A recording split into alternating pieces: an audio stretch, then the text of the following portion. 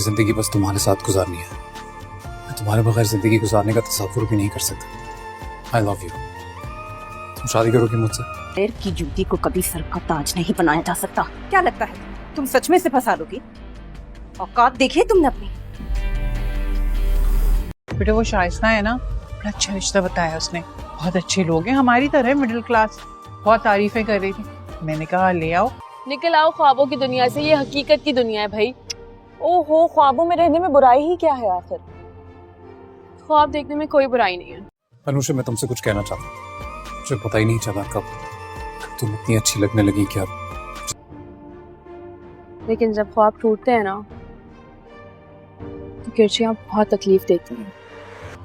इन लोगों ने तुम्हें पसंद कर लिया ना, तो फिर तुम दोनों की मंगनी साथ कर दूंगी और फिर 2 महीने में शादी करके जान छुड़ाऊंगी तुम लोगों से।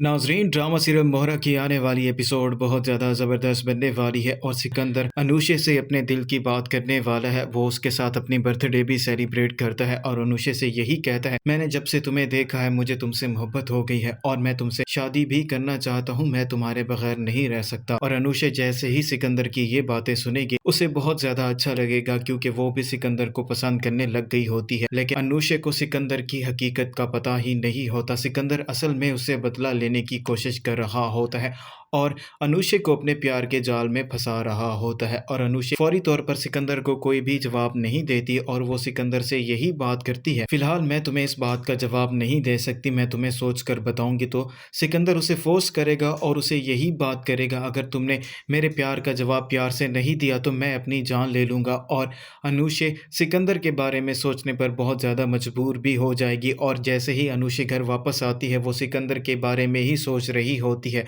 और अलीज़ा जैसे ही अपनी बहन को सोचों में गुम देखती है तो उसे समझ आ जाता है कि ज़रूर किसी न किसी लड़के के बारे में सोच रही है। तो अलीज़ा अपनी बहन अनुषा से यही बात करेगी, ये हकीकत है, तुम्हें हकीकत में रहना चाहिए ना कि ख्वाबों की दुनिया में। तो अनुषा अपनी बहन से यही बात करेगी, ख्वाबों की दुनिया में रहने में भी कोई हर्ज नहीं है और ख्वाब देखने भी चाहिए और इंसान को अपने ख्वाब पूरे भी करने चाहिए। तो अलीज़ा अपनी बहन अनुषा को यही जवाब देगी, जैसा तुम सोच रही हो वैसा कुछ भी नहीं होता, ये हकीकी दुनिया है और यहाँ जब ख्वाब टूटते हैं तो बहुत ज़्यादा तकलीफ भी देते हैं। और वहीं दूसरी तरफ अनुषा की माँ उसको यही बात बताएगी कि शाइस्ता तुम्हारे लिए बहुत ही अच्छा रिश्ता लेकर आई है और वो भी मिडिल क्लास फैमिली के लोग हैं और आज वो तुम्हें देखने के लिए आ रहे हैं।